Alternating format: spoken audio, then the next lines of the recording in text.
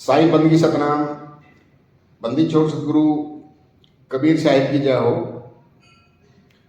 आज जो सत्संग होने वाला है सतगुरु नितिन साहिब जी के मुखारबिंद से जितने भी हमारे भ्रम हैं, सारे के सारे भ्रम आज टूटने वाले हैं। सतगुरु ऐसा चाहिए जैसा सूप सुहाए, सार सार तो गही रहे, थोता दे उड़ाए। तो ऐसा सतगुरु हमें चाहिए, पूर्ण ज्ञान है वो बता दे और थोता ज्ञान को उड़ा दे। बड़े भाग्य से हमें ये मानव तन मिला है और इस मानव तन को अगर हमने सफल बनाना है तो हमें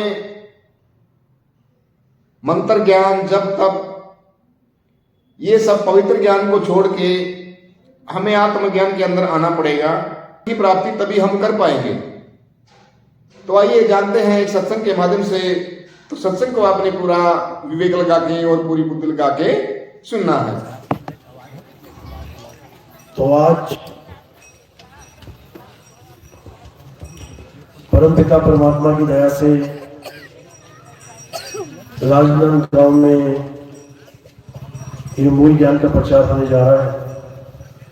बहुत बड़े भाव होते हैं उन जीवों के जो इस मूल ज्ञान को अपने पूरे जीवन काल में एक बार भी सुन पाते हैं, और उससे भी बड़े भाव होते हैं उन जीवों के जो इस ज्ञान को थोड़ा सा भी समझ पाते हैं। क्योंकि सुनना आसान है, आए बैठे 1 घंटा 2 घंटा सुन के चले गए, लेकिन इसको समझना बहुत मुश्किल है। क्यों मुश्किल है? कारण क्या है?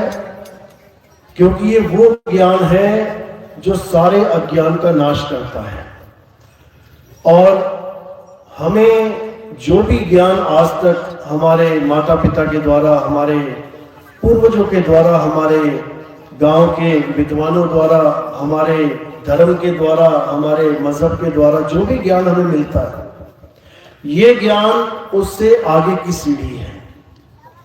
यानी उस ज्ञान से और आगे जो तुम्हारी मंजिल है, ये ज्ञान वहां तक पहुंचाने का ज्ञान है, जिसको हम आम भाषा में कहते हैं कि ये उच्च स्तरीय ज्ञान है, ऊंचा ज्ञान है, जल्दी समझ में नहीं आता। जैसे छोटी क्लासें होती हैं, 1ली, 2री, 5वीं, 7वीं, ये सभी पार कर लेते हैं। हर बच्चा 1ली पास कर लेता है, 2री पास कर लेता है, 3री, 4थी। जैसे जैसे क्लास बढ़ने लग जाती है, बच्चे फेल होना शुरू कर देते हैं। जितनी ऊंची क्लास में जाते हैं उतने कम चांस हो जाते हैं पास होने के। क्यों?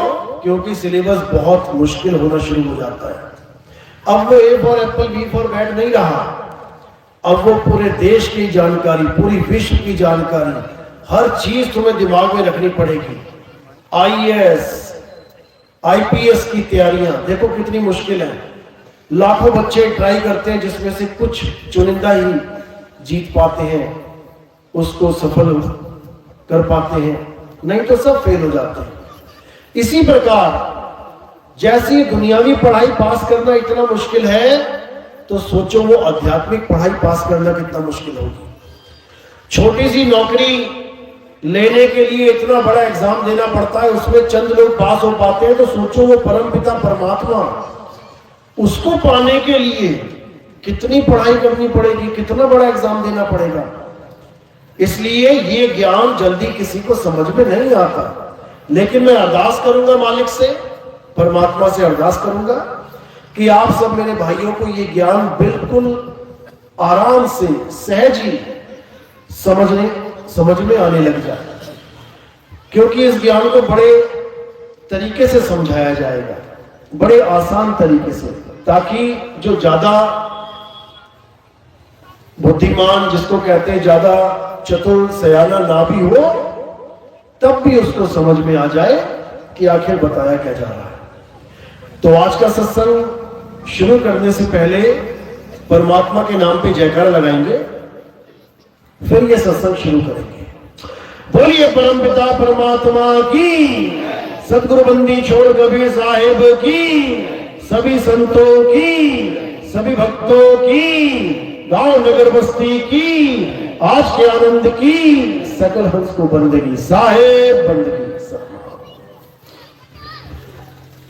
तो कबीर साहब समझा रहे हैं कि तुम्हारे जीवन में आज तक जितने भी गुरु आए, जितने भी प्रकार का तुमने ज्ञान लिया, जितने भी प्रकार के धर्म जात जो भी तुम्हें कुछ देके गए, अच्छी बात है, कुछ नहीं से कुछ भला। तुम घर में बैठे हो, कभी स्कूल नहीं गए, सारी उम्र ना जाओ, उससे अच्छा है कि तुम एलकेजी यूकेजी में ही एडमिशन ले लो, कम से कम अपना नाम लिखना सीख जाओगे। लोग तुम्हें अंगूठा टेक नहीं कहेंगे, अंगूठा छाप नहीं कहेंगे, तुम अपना नाम लिख सकते हो, यही बहुत है तुम्हारे माथे से अंगूठा छाप नाम का कलंक मिटाने के लिए। जो अपना नाम लिख सकता है वो अंगूठा नहीं लगाता। लेकिन नाम भी कैसे लिखेगा? जब तक कोई गुरु धारण नहीं करेगा, किसी से सीखेगा नहीं। तो इसीलिए कबीर साहब कहते हैं कि धन्यवाद तुम्हारे, अगर तुम्हारे जीवन में कोई गुरु आया, धन्यवाद। किस किस ने गुरु धारण किया है? हाथ खड़ा करो जरा, पता लगे कितने गुरुमुख हैं इस गांव में। बहुत बढ़िया, कमाल होगी ये तो, बहुत सुंदर, बहुत बढ़िया, दिल खुश हो गया सुन देख के। कहने का मतलब लगभग 99% ने गुरु धारण कर रखा है, बहुत अच्छी बात है। अब हमारा सत्संग समझने में देर नहीं लगेगी, क्योंकि निगुरा हमारा सत्संग जल्दी नहीं समझ पाता, लेकिन गुरुमुख बड़े विवेक से, बड़े प्रेम से हर बात समझेगा। तो साहिब समझा रहे हैं कि बहुत धन्य भाग है तुम्हारे कि तुम्हारे जीवन में गुरु पधारे, लेकिन उससे भी बड़े भाग होते हैं जब तुम्हारे जीवन में सतगुरु पधारते हैं। समझ लो, एक तो है गुरु धारण करके बैठे हैं और एक वो जो सतगुरु धारण करके बैठे हैं। दोनों में फर्क क्या है? आज इस फर्क को समझाएंगे ताकि जितने भी हंस हैं मालिक के, परमात्मा के, वो ये बात समझ पाए कि हमने जो गुरु से ज्ञान प्राप्त किया है उससे हमारा कल्याण होगा या नहीं होगा। बिल्कुल क्लियर कर देंगे आज। तो कबीर साहब क्या समझा रहे हैं? गुरु मेरे सब ही बड़े, अपनी अपनी ठौर और शब्द विवेकी पारखी, सो माथे का मौन। कहते हैं धन्यवाद तुम्हारे जीवन में गुरु आए। गुरु मेरे सभी बड़े, अपने अपने गुरुओं की शरण में रहना चाहिए, अपने अपने गुरु को महान समझना चाहिए, लेकिन अपनी अपनी ठौर, वो कहां तक की बात कर रहा है उसको भी जान लेना चाहिए। जैसे 10वीं तक पहुंचने के लिए आपको 10 बार गुरु बदलना पड़ेगा। पहली क्लास का गुरु अलग, दूसरी का अलग, तीसरी का अलग, चौथी का अलग, पांचवी का अलग, छठी का अलग, हर बार क्लास टीचर बदल जाएगा। लेकिन तुम्हें यह समझना चाहिए कि अगर मैं एक गुरु को छोड़ के दूसरे के पास जा रहा हूं तो मेरी तरक्की हो रही है, यानी प्रमोशन हो रहा है, या मेरा डिमोशन हो रहा है। यह समझ लेना चाहिए। हमारे जीवन का मकसद केवल गुरु धारण करना नहीं है, हमारे जीवन का मकसद है सच्चे शब्द को प्राप्त करना, सच्चे नाम को प्राप्त करना, सच्चे ज्ञान को प्राप्त करना। और वो सच्चा नाम, सच्चा ज्ञान जो हमें देगा वही सतगुरु है। तो एक गुरु में और सतगुरु में क्या भेद है, अच्छे से समझ लो। कह रहे गुरु मेरे सभी बड़े, अपनी अपनी ठौर समझा दी साहिब ने कि कोई देवताओं का पुजारी बना देगा गुरु। बहुत से गुरु हैं, टीवी खोल के देखो, यूट्यूब पे देखो, तुम्हें किसी ना किसी देवता की पूजा करवा देगा। और देवता ही क्यों, और नीचे, यानी तुम्हें भूत प्रेतों की, यक्ष चंडालिनी की पूजा कराने वाले गुरु भी बैठे हैं। आप देखो खोल के टीवी, आप एक बार यूट्यूब पे सर्च करो काला जादू कैसे सीखे, देखो कैसे गुरुजी मिलते हैं तुम्हें। काला जादू सिखाने वाला पता नहीं तुमसे किन किन भूतों की पूजा करवा देगा जिनके तुमने कभी नाम ना सुने हो, वो भी गुरु है। वो भी अपनी ठौर पे ज्ञान दे रहा है। उससे ऊपर का गुरु मिल गया तो तुम्हें देवी देवताओं की पूजा करवा देगा, वरुण देव की पूजा करो, शनि देव की पूजा करो, फलाने देव की पूजा करो। सारे देवी देव बैठे हुए। हिंदू धर्म में देवताओं की कमी नहीं है। उससे ऊपर का गुरु मिलेगा तो तुम्हें त्रिगुण की पूजा करवा देगा। ब्रह्मा विष्णु और महेश जी की वो देवताओं को छुड़वा देगा, नीचे वाले देवताओं को छुड़वा देगा और ब्रह्मा विष्णु महेश जी की पूजा करवा देगा। इनसे भी ऊपर का गुरु जब मिलेगा वो तुम्हें ब्रह्मा विष्णु महेश भी छुड़वा देगा। वो किसकी पूजा करवा देगा? जगत जननी जगदम्बा की, जो तीनों गुणों को पैदा करती है, यानी महामाया की पूजा करवा देगा। उससे भी ऊपर का गुरु मिलेगा, वो इसको भी छुड़वा देगा। वो किसकी पूजा करवाएगा? वो ब्रह्म की पूजा करवा देगा, जिसको हम कहते हैं ब्रह्मांड का स्वामी, यानी ये सारी सृष्टि, इसका मालिक कौन है? ब्रह्म है। उसी का ज्ञान प्रकट करवा देगा और तुम क्या बन जाओगे? ब्रह्म ज्ञानी। तुम कहां लीन हो जाओगे अंत समय में? ब्रह्म लीन। तुम ब्रह्म में समा जाओगे। अब उससे भी ऊपर का गुरु मिलेगा, जो ब्रह्म की साधना भी त्याग देगा और छुड़वा देगा। वो किसकी साधना करवाएगा? पार ब्रह्म परमेश्वर की। पार ब्रह्म यानी ब्रह्म के भी पार।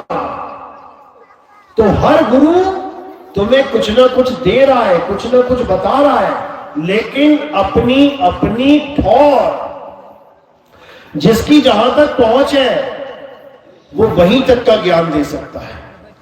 तो साहिब कह रहे हैं, गुरु मेरे सभी बड़े, अपनी अपनी ठौर शब्द विवेकी पारखी, सो माथे का मोर। अब ये क्या है? शब्द विवेकी पारखी। अब इन तीनों शब्दों पे जब आप ध्यान दोगे तब आपको समझ में आएगा कि यही असली चीज है। गुरु तो बहुत है, हर गांव में गुरुजी बैठे हुए। तुम किसी भी गांव में जाके किसी से भी कुछ भी कह दो, यहां कोई गुरुजी है क्या, देखो तुम्हें घर तक छोड़ के आया। हर गांव में गुरु बैठे हैं, लेकिन सतगुरु ये गांव गांव में नहीं बैठते, ये घर घर में नहीं मिलते। सतगुरु कहते हैं बिरला होता है पूरे संसार में, कोई एक कोई दो होते हैं, समझ लो। अब कैसे जानेंगे वो सतगुरु है? हमें समझ में आना चाहिए कि शब्द विवेकी क्यों बोला है। शब्द यानी वो वस्तु जो गुरु हमें देता है।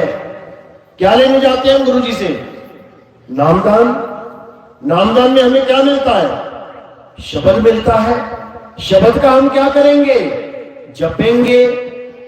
एक तो ये शब्द हो गया, जपने वाला शब्द। जपने वाला शब्द देने वाला गुरु सतगुरु नहीं होता। तो फिर वो कौन होता है? कहते हैं शब्द विवेकी पारखी, जो शब्द पे विवेक करके पारख करवा दे। पारख यानी परख करवा दे कि तुम्हें सच्चा नाम मिला भी कि झूठा नाम मिल गया, तुम्हें परमात्मा का नाम मिला भी या काल भगवान का नाम मिल गया, तुम्हें निअक्षर नाम मिला भी या अक्षरों में नाम मिल गया। इसकी परख कराने वाले को शब्द विवेकी पारखी गुरु कहते हैं। और वो पूरे संसार में एक ही होता है। दो मैंने क्यों बोला? जब वो किसी की ड्यूटी लगा दे तब दो हो जाते हैं, तीन नहीं होते। यानी पहला गुरु कौन?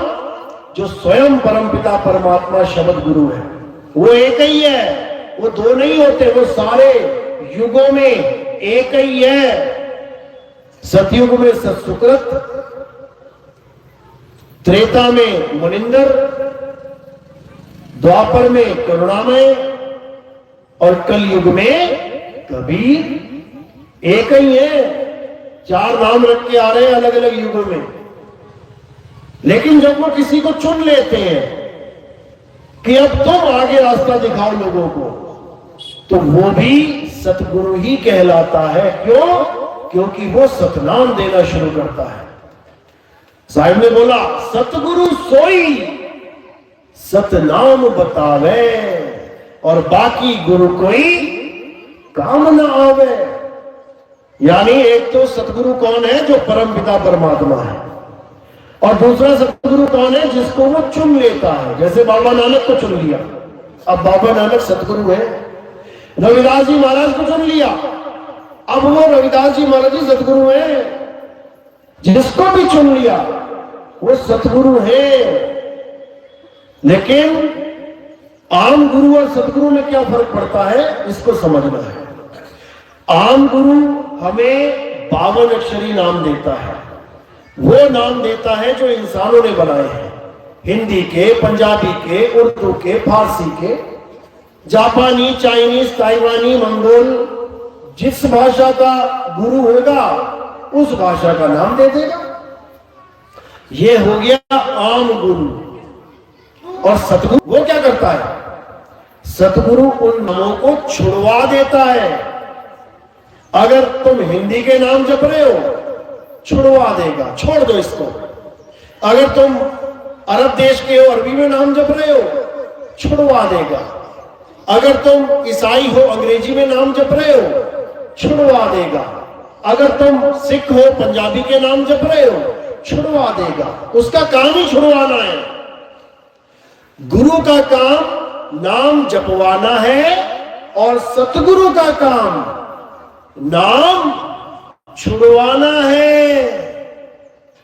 बहुत बड़ा फर्क है इसमें। सोचो, एक तुम्हें जो चीज दे रहा है, दूसरा उसी को छुड़वा दे रहा है। लेकिन क्यों? क्या वो परमात्मा का नाम नहीं दे रहा है? क्या कारण है छुड़वाने का? तो साहिब समझा रहे हैं, सोई गुरु पूरा कहावे जो 2 अक्षर का भेद बतावे, एक छुड़ावे एक लखावे, तब प्राणी निज घर को जावे। हम परमात्मा के पास क्यों नहीं पहुंच पा रहे हैं पता है? आज तो कलयुग है, कोई राम राम करने वाला भी नहीं है जल्दी। सतयुग में जो हम थे तो चारों तरफ सत्य ही सत्य था, भक्ति ही भक्ति थी। हमने सतयुग में भी भक्ति की होगी, सबने की होगी। जब हमने सतयुग में भक्ति करी तन मन धन से, तो हमें मुक्ति मिल जानी चाहिए थी। लेकिन सतयुग में मुक्ति नहीं मिली, तो हम त्रेता में आ गए। फिर त्रेता में भक्ति करी, हवन यज्ञ किए, पूजा पाठ किए, बहुत कुछ किया। अब हमें त्रेता में मुक्ति मिल जानी चाहिए थी, त्रेता में मुक्ति नहीं मिली तो द्वापर में आ गए। अब द्वापर में हमने इतनी भक्ति करी, इतनी भक्ति, इतने हवन यज्ञ पूजा पाठ किए, अरे द्वापर में हमें मुक्ति मिल जानी चाहिए थी, लेकिन द्वापर में भी नहीं मिली। लोग कलयुग में आके बैठे हुए हैं। अब ये प्रमाण है यहां बैठे रहने का कि हमें सतयुग द्वापर त्रेता में मुक्ति नहीं मिली, वरना यहां आप लोग बैठे ही ना होते, ना हम बैठे होते। इसका मतलब हमने सतयुग द्वापर त्रेता में जो कुछ भी किया वो पूरा ज्ञान तो नहीं था, वो पूर्ण भक्ति तो नहीं थी, वो मुक्तिदायक भक्ति तो नहीं थी, उससे मोक्ष हमारा नहीं हो पाया। तो अब क्या करना है? अब वो करना है जो सतयुग द्वापर त्रेता में नहीं किया। अब वो करना है। और क्या छोड़ना है? जो सतयुग द्वापर त्रेता में खूब किया वो छोड़ देना है अब। क्योंकि अगर वही पकड़ के बैठे रहोगे तो वापस आना पड़ेगा, बार बार आना पड़ेगा। तो क्या क्या किया हमने सतयुग द्वापर त्रेता में? अपने ग्रंथ खोल के देख लो। हमने यज्ञ किए, हवन किए, पूजा पाठ की, भगवानों के नाम जपे, नदियों में स्नान किया, तीर्थ स्थानों में गए, सब कुछ किया। जो भी आज तक हमें करवाया जा रहा है कलयुग में भी, वो हमने पहले भी किया हुआ है। उन्हीं की कहानियां सुन सुन के तो हम आज ये काम कर रहे हैं।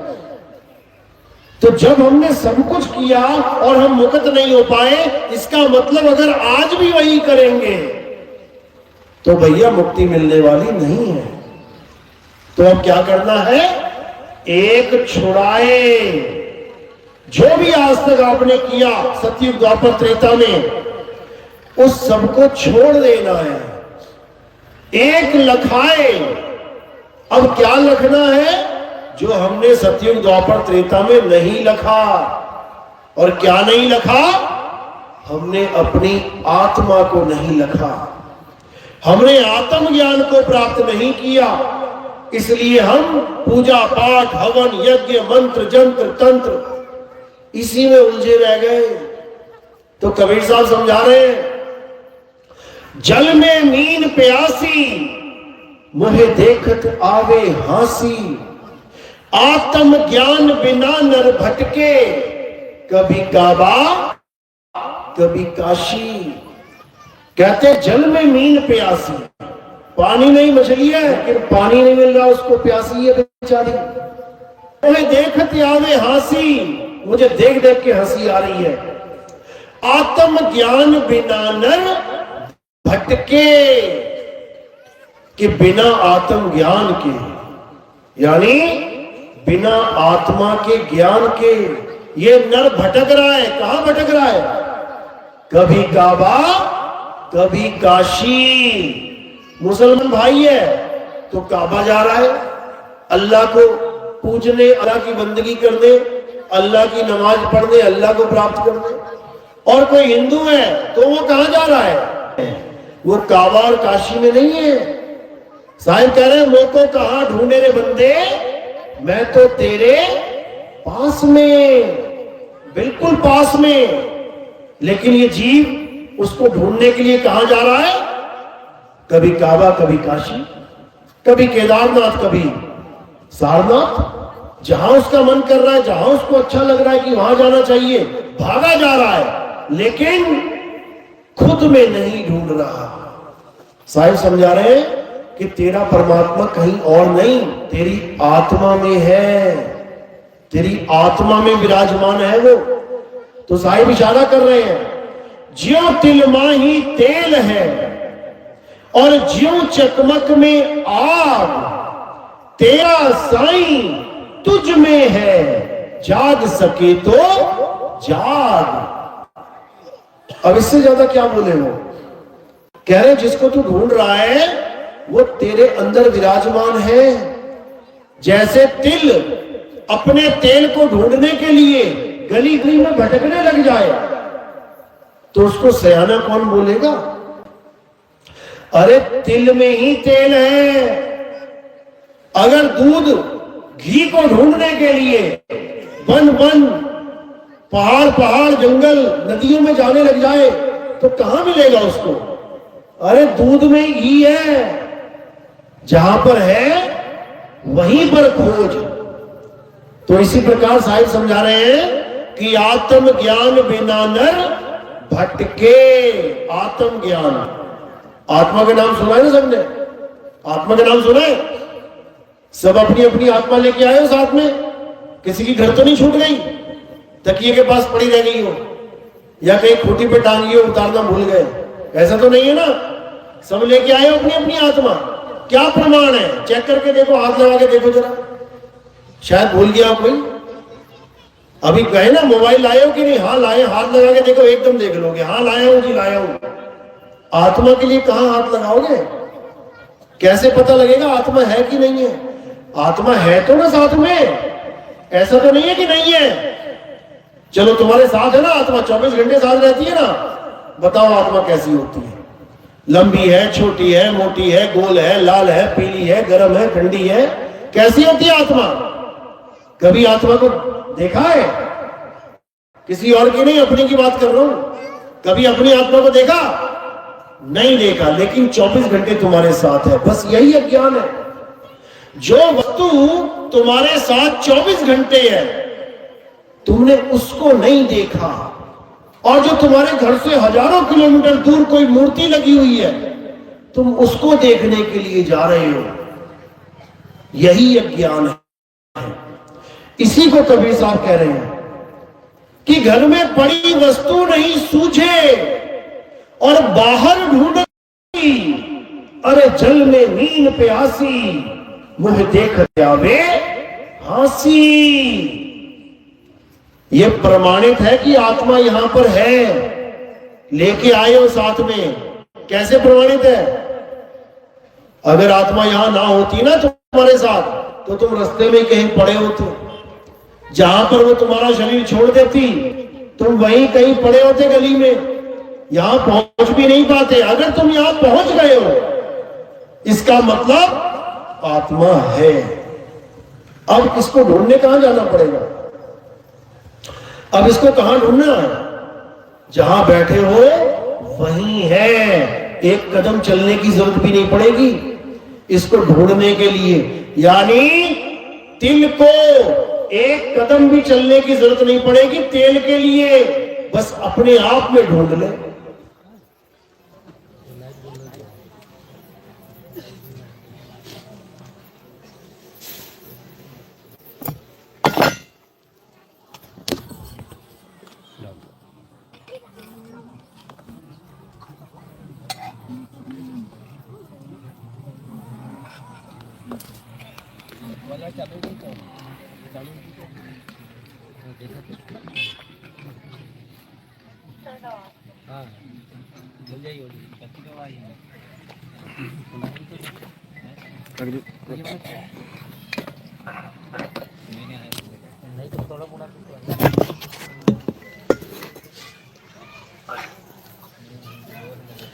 जनरेटर नहीं है क्या? जनरेटर नहीं लगाया था? जनरेटर नहीं रखा था? कोई बात नहीं।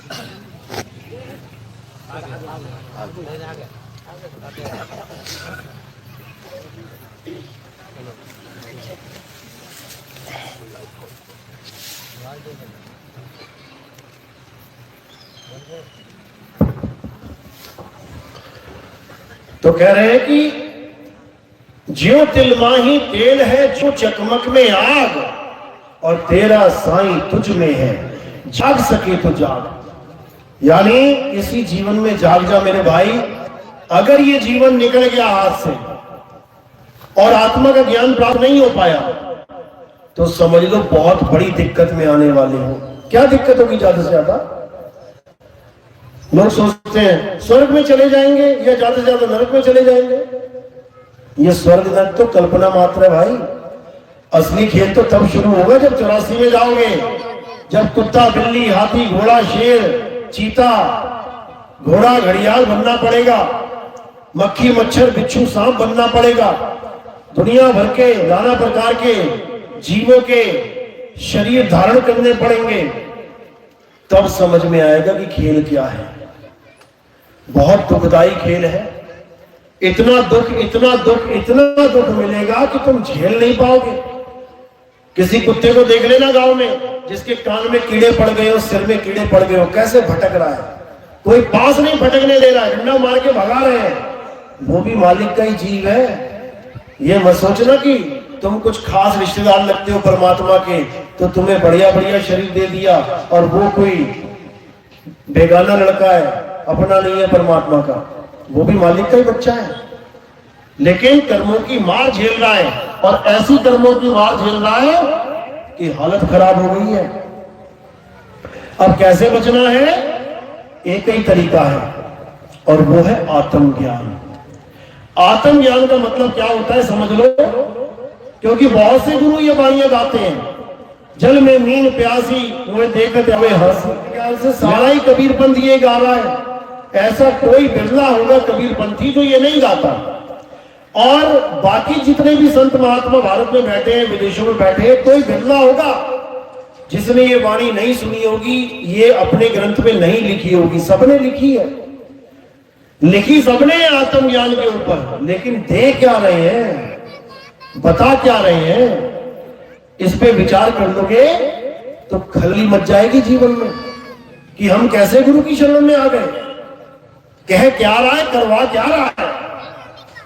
तो कहते हैं आत्मज्ञान नहीं होता कि तुम किसी का नाम जपो।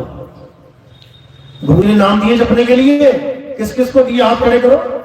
गुरुजी ने नाम जपने को दिया ना, जप रहे हो ठीक से? समझ लो, नाम जपना अलग चीज है, आत्म ज्ञान अलग चीज है। आत्म ज्ञान का मतलब समझ लो कि आत्म ज्ञान होता क्या है। आत्म ज्ञान नाम में ही अर्थ छुपा हुआ है। आत्म यानी खुद का, ज्ञान यानी बोध, इसी को कहते हैं आत्म बोध, यानी आत्म साक्षात्कार, यानी खुद का ज्ञान हो जाना। जैसे आत्महत्या, आत्महत्या का मतलब क्या होता है? 2-4 लोगों को मार दो, आत्महत्या हो गई? नहीं, आत्महत्या का मतलब होता है खुद की हत्या। इसी प्रकार आत्मरक्षा, आत्मरक्षा यानी खुद की रक्षा, किसी और की नहीं। आत्मनिर्भर यानी खुद पे निर्भर, किसी और पे नहीं। आत्म कल्याण यानी खुद का कल्याण, किसी और का नहीं। इसी प्रकार आत्म कथा यानी खुद की कथा, किसी और की नहीं। इसी प्रकार आत्म ज्ञान यानी खुद का ज्ञान, किसी और का नहीं। कि गुरुजी ने कोई नाम दे दिए जपने के लिए, बेटा राम राम जपो, बेटा राधे राधे जपो, बेटा ओम नमः शिवाय जपो, बेटा होंडा या खुदा जपो, अल्लाह अकबर जपो। सिख है तो कहे बेटा वाहेगुरु वाहेगुरु जपो। ये वो ज्ञान नहीं है, ये वो ज्ञान नहीं है। आत्म कथा का मतलब बाकी सबको छोड़ के अपनी कथा लिखना। आत्महत्या यानी बाकी सबको छोड़ के अपनी हत्या करना। इसी प्रकार आत्म ज्ञान यानी बाकी सबको छोड़ के अपने आप को जानना, इसको आत्म ज्ञान कहते हैं। इसीलिए बोला साहिब ने, आत्म ज्ञान बिना नर भटके, यानी आज हम अपने आप को छोड़ के हर चीज को भगवान मान के बैठे हैं। सोचो क्या क्या पूजा जा रहा है हमारे भारत देश में भगवान के नाम पे। सोचो एक बार, पीपल का पेड़, इंसान जन्म ऊंचा है या पीपल का जन्म ऊंचा है? 84 लाख योनियां पता है ना कैसे होती हैं? सबसे उच्च योनि कौन सी है? मनुष्य योनि है। पेड़ पौधे किसमें आते हैं? निचली योनियों में। जो चल नहीं सकते, जो घूम नहीं सकते कहीं, जो तना ऐसे तो ऐसे ही रहेगा, वो निचली योनियां है। इनसे ऊपर है हम। तो ऊपर की योनि वाला निचली योनियों की पूजा करने में लगा है, उसको परमात्मा मान के। और किसकी पूजा हो रही है? तुलसी की पूजा कर रहे हैं, सांप की पूजा कर रहे हैं, चूहे की पूजा हो रही है, गाय की पूजा हो रही है। यानी जितनी भी योनियां नीचे की है उसकी पूजा चल रही है। खुद की पूजा छोड़ के, खुद का ज्ञान छोड़ के किसी और की पूजा चल रही है। और ज्यादा बुद्धि विवेक आ जाए तो देवी देवताओं की पूजा चल रही है। हम देवी देवताओं को मान के बैठ गए कि देवी देवताओं को पूजना ही परमात्मा को पूजना है। बिल्कुल नहीं। द्वापर युग में कृष्ण जी ने खुद अपने हाथों से देवी देवताओं की पूजा बंद करवाई थी, याद है? देवी देवताओं की पूजा किसने बंद करवाई? कृष्ण जी ने।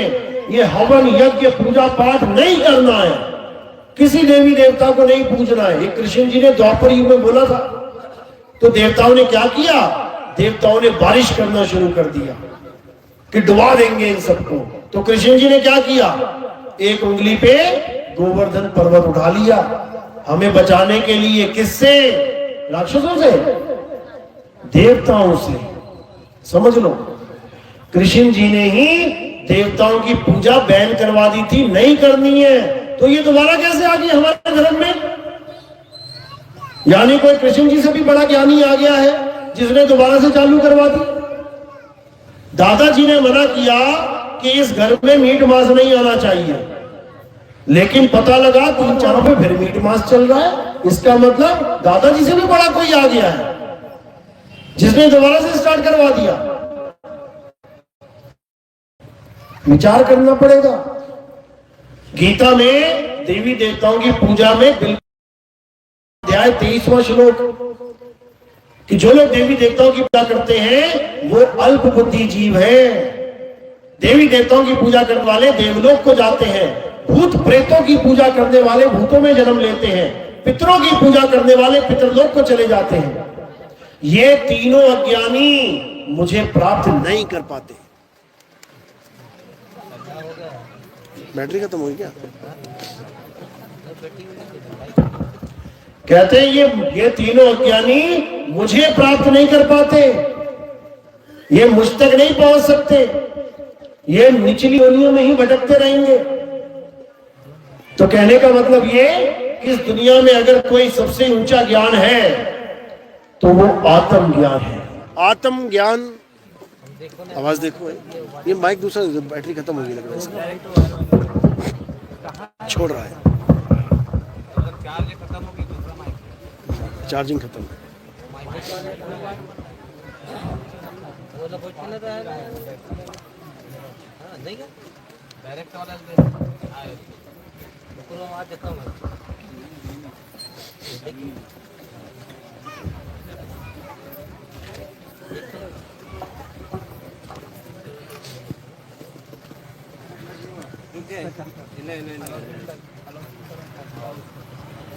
Hello hello.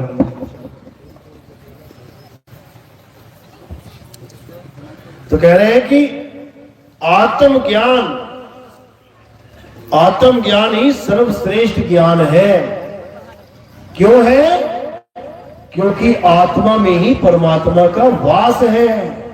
कबीर साहब कह रहे हैं आत्म में परमात्मा दर से कि अगर तुम्हें परमात्मा का दर्शन करना है तो अपनी आत्मा में झांको। तुम्हारी आत्मा में ही उस रब्बुल आलमीन, उस परम पिता परमात्मा, उस बंदी छोड़ का वास है। लेकिन तुम अपनी आत्मा को छोड़ के हर चीज को पूजने में लगे हुए हो, जबकि सारे काम तुम्हारी आत्मा से सिद्ध हो रहे हैं। तुम पानी पी रहे हो किसकी वजह से? आत्मा की वजह से। तुम खाना खा पा रहे हो किसकी वजह से? आत्मा की वजह से। तुम मंदिर जाते हो, मस्जिद जाते हो, गुरुद्वारे जाते हो, चर्च जाते हो, किसकी वजह से? आत्मा की वजह से। तुम्हारे मंदिर जा रहे हो, रास्ते में आत्मा ने शरीर छोड़ दिया, सामने मंदिर है, बिल्कुल भगवान बुला लेगा क्या मंदिर के अंदर तक? आत्मा ने शरीर छोड़ दिया ना, तो वहीं दरवाजे में पड़ जाओगे, गिर जाओगे, अंदर जाने की हिम्मत नहीं है।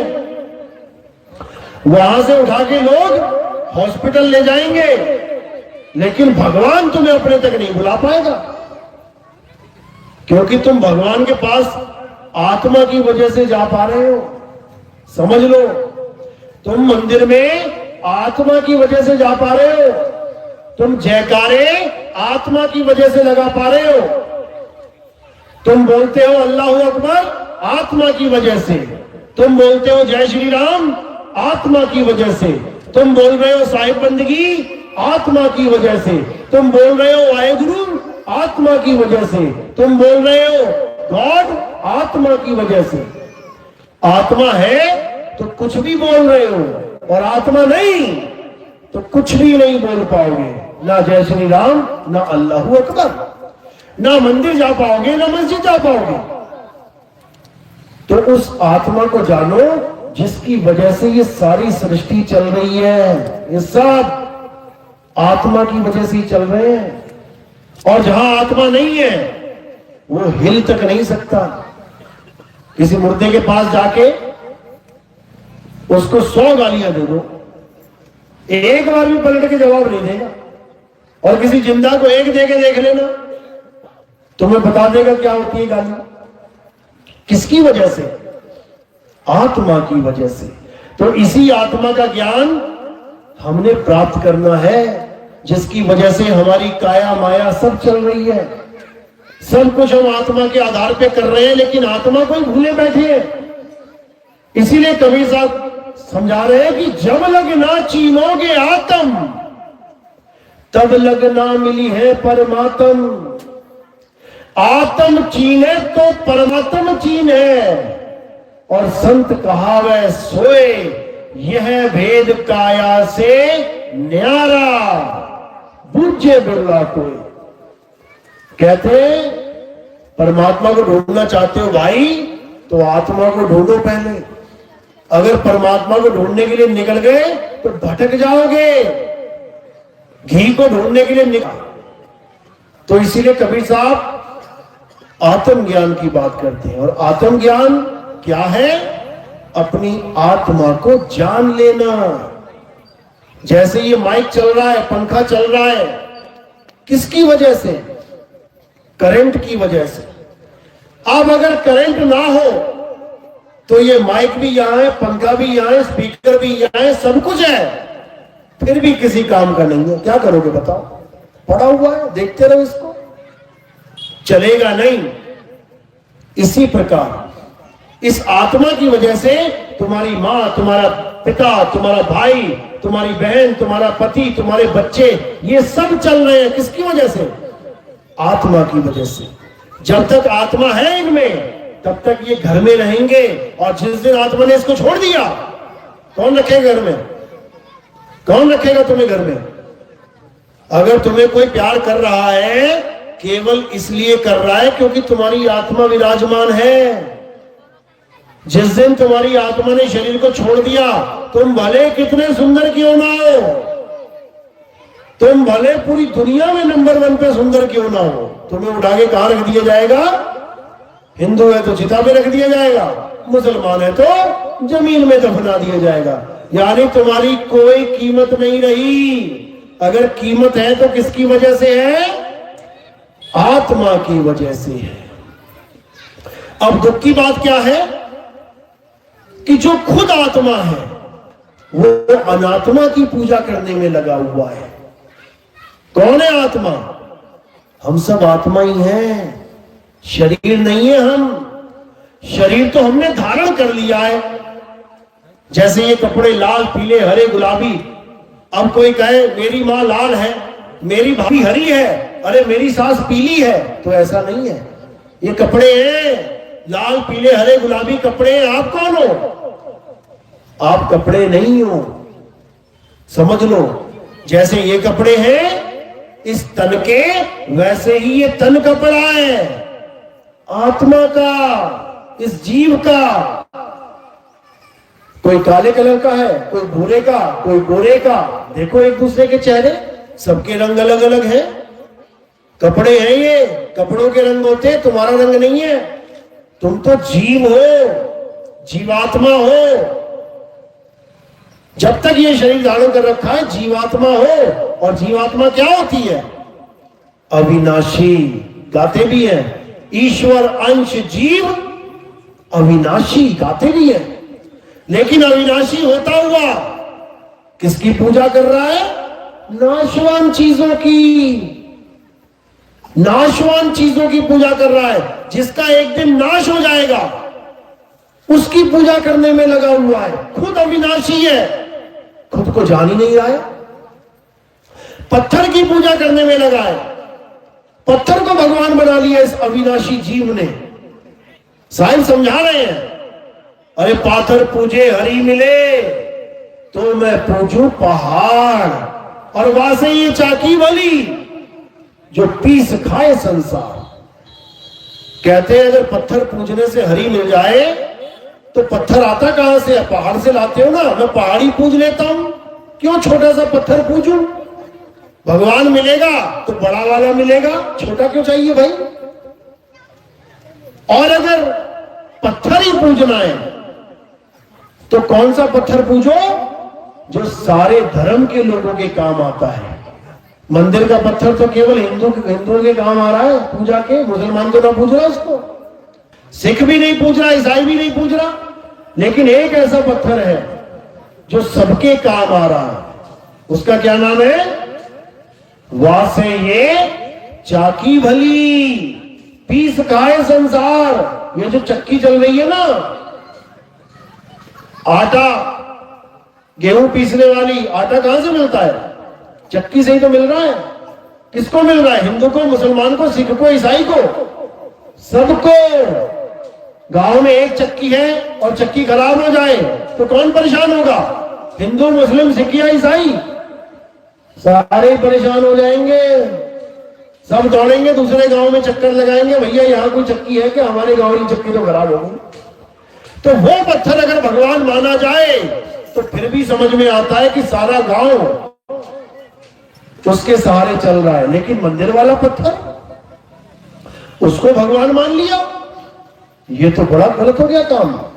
क्यों गलत हुआ? कारण क्या है? क्योंकि वो भगवान जो ने बनाया है पत्थर रूपी, वो अपने मंदिर की भी हिफाजत नहीं कर सकता, वो अपने मंदिर की रक्षा नहीं कर सकता। मंदिर में गल्ला है, रात में चोर है, गल्ला उठा के ले गए, सुबह अखबार में आया कि जी इच्छा पूर्ति मंदिर में गल्ला चोरी हो गया। अब रिपोर्ट लिखवा रहे हैं भगवान का सामान चोरी हो गया, इंसान ढूंढेगा।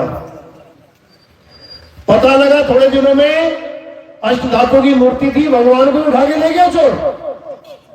अब फिर रिपोर्ट लिखवा रहे हैं कि जी भगवान गुमशुदा, भगवान को उठा के ले गए चोर, किडनैप हो गया। जी बताओ क्या किया जाए? समझो बात को।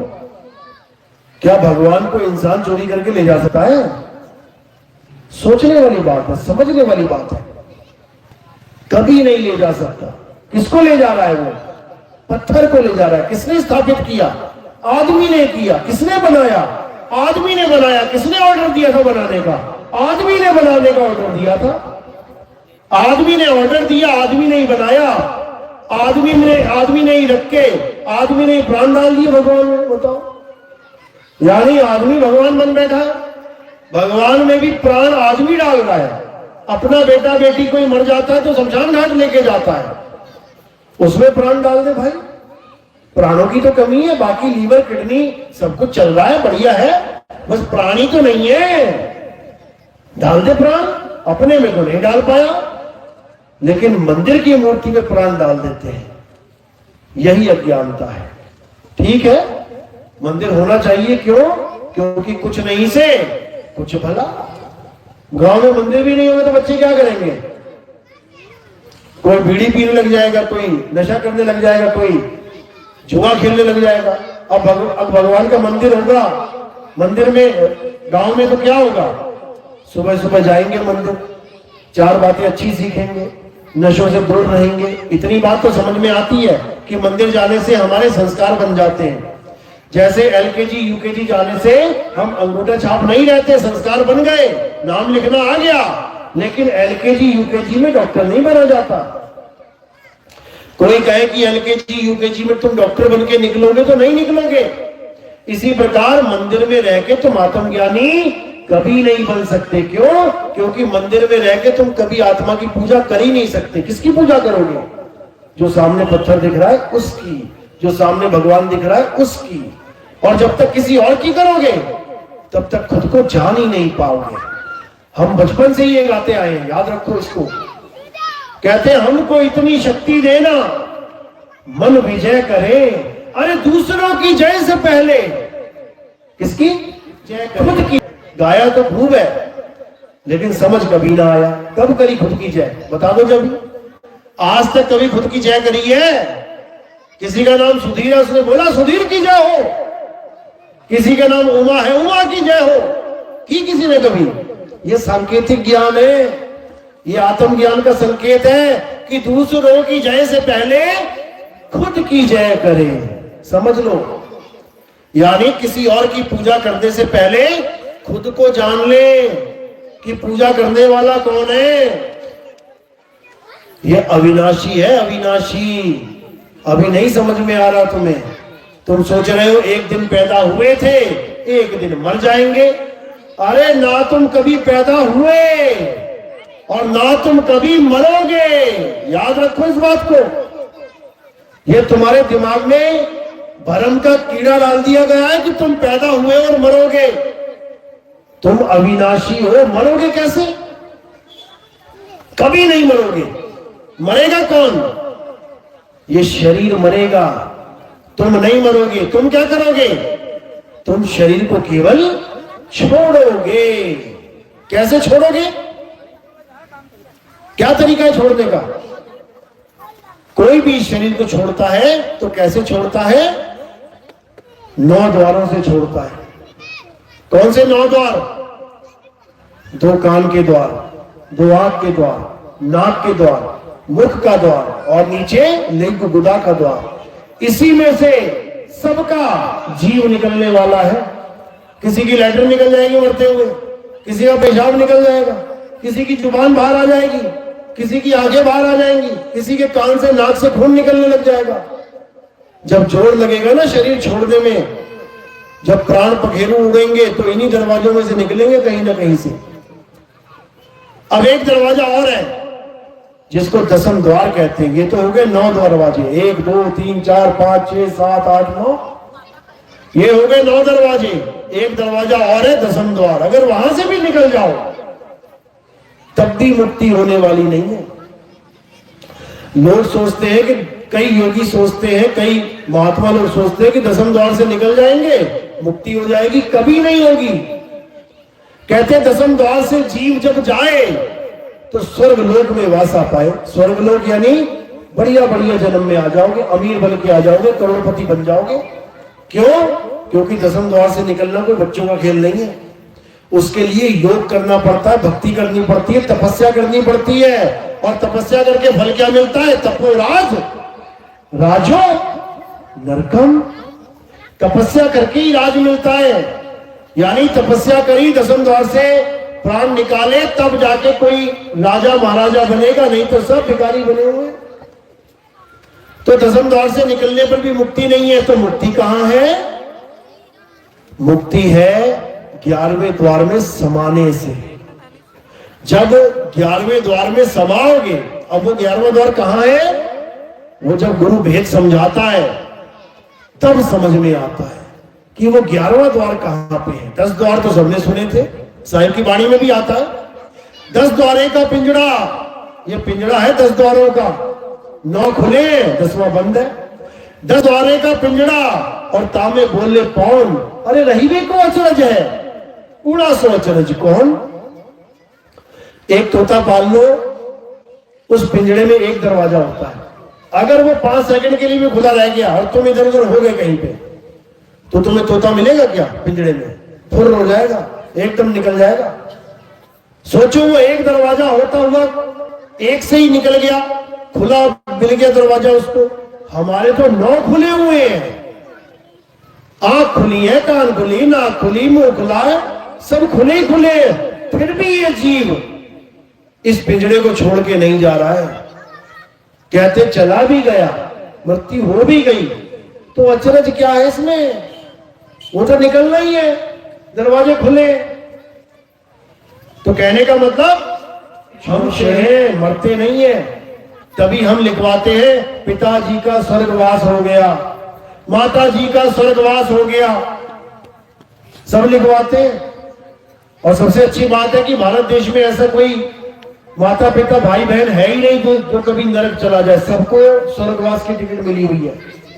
वो पूरे गांव का सबसे बड़ा नशेड़ी, सबसे बड़ा अमली, सबसे बड़ा लड़ाका, सबसे बड़ा गालीबाज, सबसे बड़ा चोर, सबसे बड़ा डाकू क्यों ना हो, उसके मरने के बाद क्या लिखवाएंगे? पिताजी का स्वर्गवास हो गया। भैया अगर ये स्वर्ग चला गया ना तो बाकी तो पता नहीं कहां जाएंगे। यानी इतना आसान समझ लिया है स्वर्ग भेजना हम लोगों ने कि मरते जाओ और स्वर्ग जाते जाओ।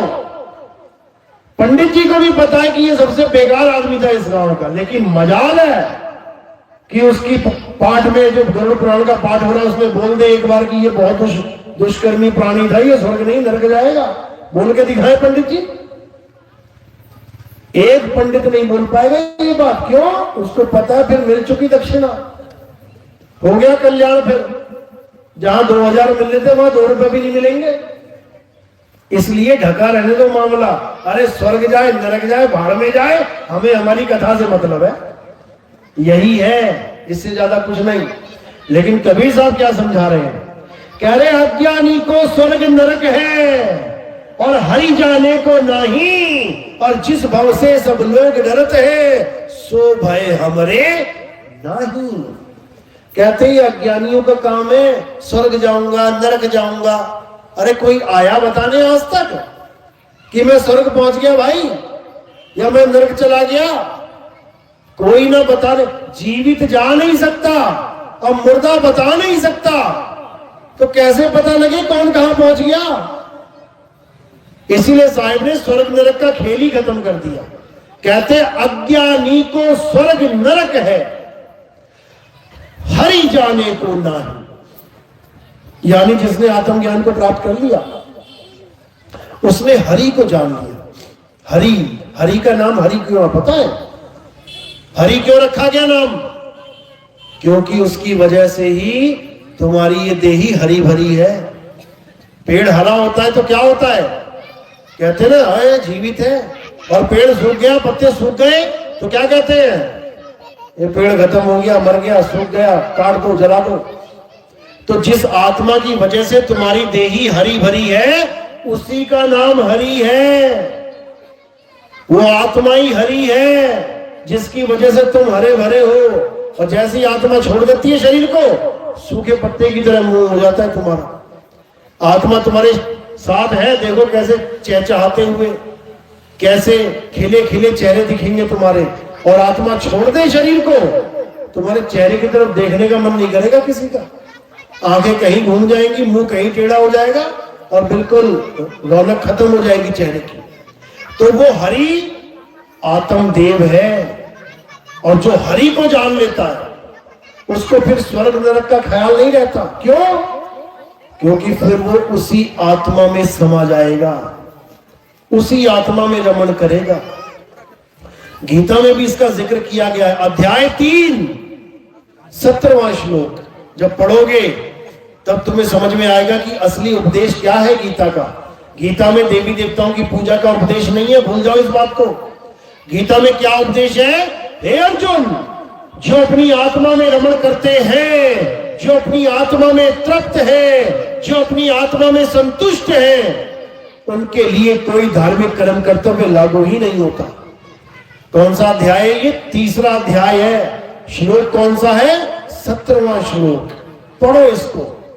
तुम्हें तुम्हारी आत्मा में रमण करने का आदेश किया जा रहा है। और तुम कहां रमण कर रहे हो? तुम रेत में रमण कर रहे हो। मंदिर बना रखे रमण रेती करके, जाओ वहां पे और रेत में गोल मोल घूमो और घर वापस आ जाओ। अरे रेत में ही गोल गोल घूमना है, उसके लिए 184 योनियां पड़ी हुई है। वो रेत में ही घूम रहे हैं सारे। देखो कुत्ता कहां बैठा है? रेत में, मिट्टी में। गाय कहां बैठी है? मिट्टी में। बैल कहां बैठा है? मिट्टी में। शेर चीते हाथी घोड़े कहां बैठे हैं? मिट्टी में। तुम बैठे हो सोफे पे, तुम बैठे हो बिस्तर पे, तुम बैठे हो 10-10 हजार के गद्दों पे। और कोई बैठा है? दिखा दो। तुमने रेत में नहीं जाना है, रेत में जाने का काम 84 का है। तुमने आत्मा में रमण करना है। और कैसे कर पाओगे? जब तुम्हारे जीवन में आत्मज्ञानी गुरु आएगा जो तुम्हें भेद समझाएगा आत्मा का, कि तुम्हारी काया, हाथ कैसे उठ रहा है, जुबान कैसे चल रही है, आंखें कैसे घूम रही है, किसकी वजह से, कौन सा करंट है जिसकी वजह से ये सारा पंखा चल रहा है, उस आत्मा का ज्ञान करवाएगा। उसके लिए गीता में कौन सा अध्याय बताया है? अध्याय 4 34वां श्लोक। पढ़ना अच्छे से।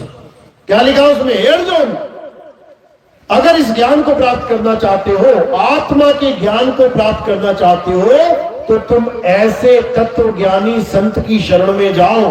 तत्वज्ञानी मतलब जो तत्वों का ज्ञान रखता हो। आत्मा भी एक तत्व है। जैसे 5 तत्व है नाशवान, वैसे आत्मा तत्व है अविनाशी, जिसको निहि तत्व भी कहा जाता है। यानी 5 तत्वों जैसी नहीं है ये निहि तत्व है। लेकिन उसके ज्ञान को भी तत्व ज्ञान समझाने के लिए बोला जाता है। तो कहते हैं ऐसे गुरु की शरण में जाओ जो तत्व ज्ञानी हो, वही तुम्हें तुम्हारी आत्मा का ज्ञान समझा सकता है।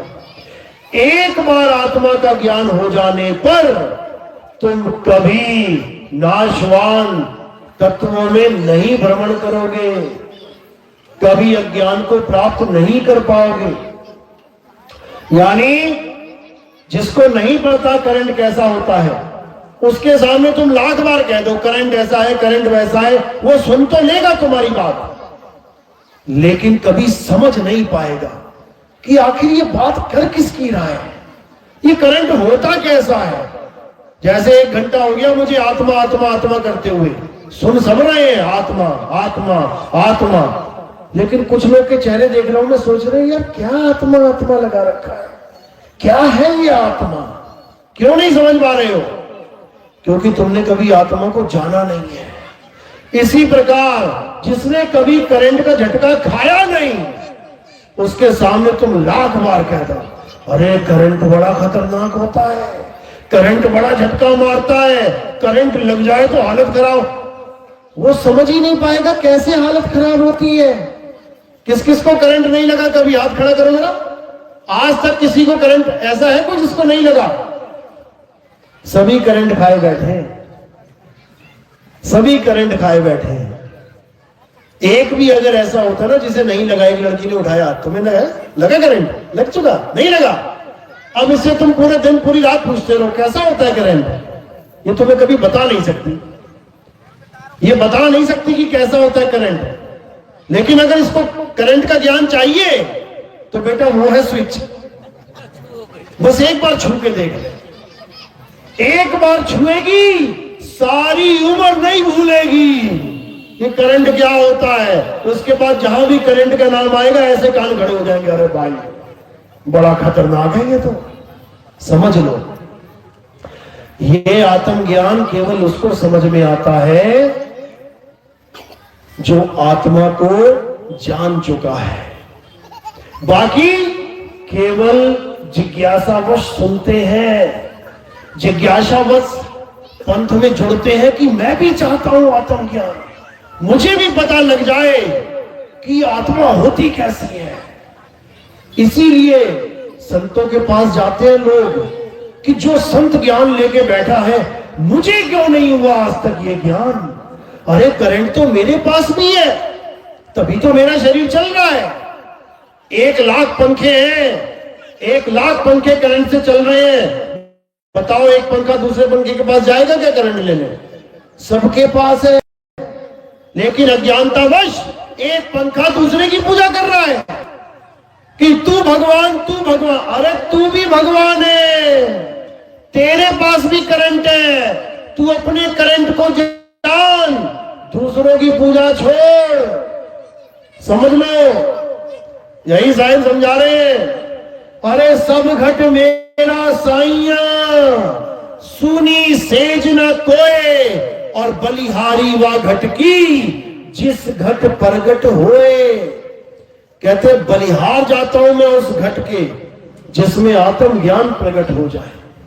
जहां आत्मज्ञान प्रकट हो गया वहीं परमात्मा का वास है, कहीं जाने की जरूरत नहीं पड़ेगी, नहीं पड़ेगी। तो इसीलिए कहीं जाने की जरूरत नहीं है, जहां तुम बैठे हो वही आत्मा है, जहां पंखा चल रहा है वही करंट है, कहीं जाने की जरूरत नहीं है। बस करना क्या है? आत्मज्ञानी गुरु की शरण में आना है, उससे ज्ञान प्राप्त करना है। वो तुम्हें समझाएगा कि तुम्हें तुम्हारा आत्मज्ञान कैसे प्राप्त हो। उसके बाद हर उस चीज को त्याग देना है जो आत्मा से जुड़ी नहीं है, उसकी पूजा नहीं करनी है। जैसे पत्थर, कोई भी भगवान हो, कोई भी गुरु हो, कोई भी देवी देवता हो, अगर तुमने उस पत्थर को टेढ़ा कर दिया, कितने घंटे में सीधा हो जाएगा? कितने दिन में सीधा हो जाएगा? कितने हफ्ते में सीधा हो जाएगा? कितने महीने में? कितने साल में? कितने युग में? सारे युग खत्म हो जाएंगे, सीधा नहीं होगा। और तुम्हें बकरी के बच्चे को टेढ़ा कर दो, कितनी देर में सीधा हो जाएगा? तुम जैसी करके उठोगे वो तुमसे पहले, छोड़ने से पहले खड़ा हो जाएगा। क्या फर्क है कि भगवान कैसे सीधा नहीं हो पाया जबकि प्राण भी डाल दिया, और एक बकरी का बच्चा 2 सेकंड में सीधा हो गया? क्या कारण है? क्या है बकरी के बच्चे में? आत्मा। और क्या नहीं है भगवान की मूर्ति में? आत्मा। अगर भगवान की मूर्ति में आत्मा होती तो तुम्हारे छोड़ने से पहले खड़ी हो जाती। एक बार कबीर साहब को भी उनके गुरुजी ने पूरा परिवार दे दिया भगवान का। राम जी, लक्ष्मण जी, सीता जी, हनुमान जी, जितने भी जी हैं सब पकड़ा दिए। बोले जाओ गंगा में स्नान करवा के लेके आओ भगवानों को। कबीर साहब के गुरु पता ना कौन थे? रामानंद स्वामी। कट्टर मूर्ति पुजारी थे वो। और कबीर साहब मूर्ति पूजा नहीं करते थे। तो गुरुजी ने कहा जाओ इन मूर्तियों को, भगवानों को नहला के लाओ गंगा नदी में। काशी में थे, चले गए। सुबह सुबह का समय था। सुबह हो गई, दोपहर हो गई, शाम हो गई। गुरुजी कह रहे भैया कहां रह गया ये? अरे देखो कहां रह गया ये कबीर, ये सुबह से गया नहलाने, अभी तक लेके नहीं आया नहला के। सब ढूंढने लग गए। गुरुजी भी चल पड़े ढूंढने। दूर से देखा वो बैठा है। पहुंच गए गुरुजी। अरे भाई तुझे कहा था तू भगवानों को नहला के लेके आ, लेके क्यों नहीं आया? कहते मैं क्या करूं जी, आ ही नहीं रही है। मैंने तो नहलाने के लिए डाल दिया गंगा में, और मैं तो इंतजार कर रहा हूं। सुबह से दोपहर हो गई, दोपहर से शाम हो गई, वो निकल ही नहीं रहा, तो मैं क्या करूं गुरुजी? कहते अरे भैया ये चेला कहां से मिल गया? समझो, जो नहा के खुद बाहर नहीं आ सकते तुम उनकी पूजा कर रहे हो, और जो तुम्हें नहला रहा है, तुम्हारी वजह से मंदिर को नहला रहा है, उसको तुम जान नहीं रहे। कौन है वो? आत्मा। तुम नहा रहे हो ना सुबह सुबह, किसकी वजह से?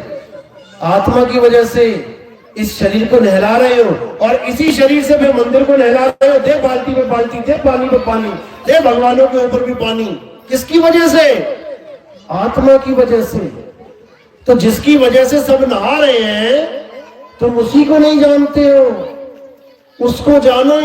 और जिस दिन उसको जान जाओगे उस दिन तुम्हें गीता का सार समझ में आ जाएगा। क्या कहते हैं कृष्ण जी? यदा यदा ही धर्मस्य ग्लानिर्भवति भवति भारत अभ्युत्थानम् अधर्मस्य तदात्मानं सृजा।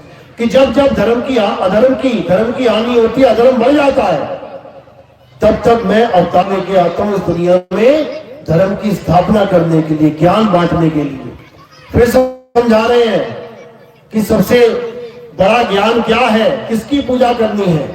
कहते हैं नैनम छिन्दन्ति शस्त्राणि नैनम पावका न चैनम क्रोधम तापे न शोषति मारुता। हे अर्जुन, अगर इस दुनिया में कोई सत्य है तो वो आत्मा ही है। आत्मा को ना तो कोई शस्त्र काट सकता है, आत्मा को ना तो अग्नि जला सकती है, आत्मा को ना तो वायु सुखा सकती है, और आत्मा को ना तो जल भिगो सकता है। तो किसकी महिमा गा रहे हैं?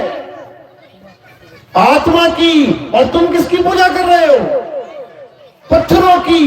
बताओ तुम कैसे गीता के अनुसार चल रहे हो?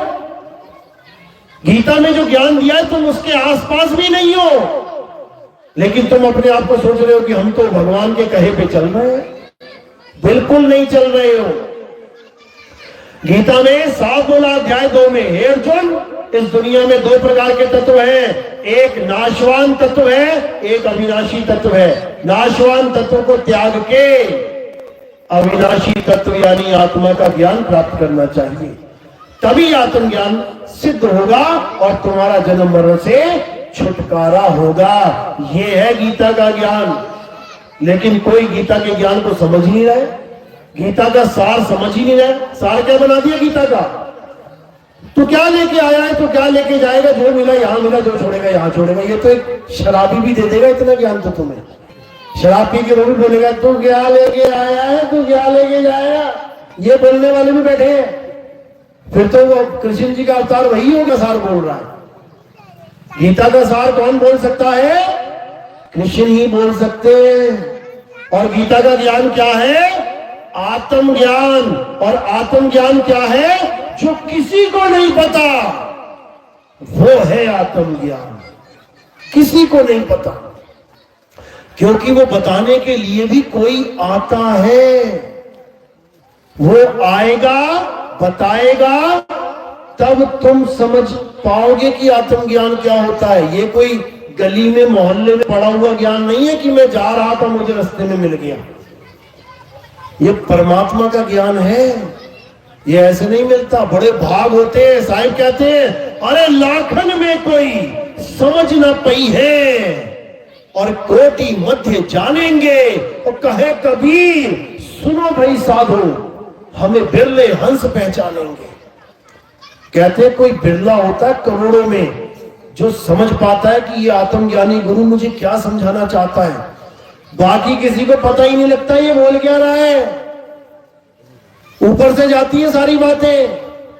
जिस पर मालिक की कृपा हो वही समझ पाता है कि आखिर ये चाहते क्या है गुरु जी, क्या बताना चाहते हैं मुझे।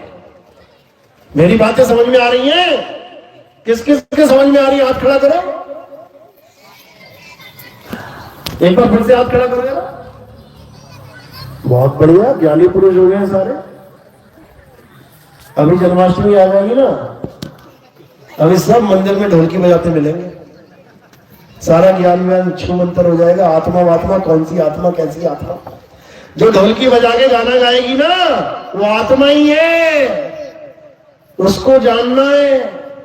चलो, तो आज का सत्संग यही समाप्त करते हैं। और हमारे आश्रम में आरती होती है। आरती किसकी होती है? हमारे यहाँ कैलेंडर की, फोटो की, मूर्ति की, इनकी आरतियां नहीं होती हैं। इन नाशवान वस्तुओं की आरतियां नहीं होती हैं। हमारे हमारे यहाँ आरती किसकी होती है? आत्मा की। हमारे यहाँ गुरु की आरती होती है, आत्मदेव की आरती होती है। जो गुरु ज्ञान देता है वही आत्म ज्ञान है, वही आत्मज्ञानी है, उसी की आरती होती है। चलो आरती करेंगे, उसके बाद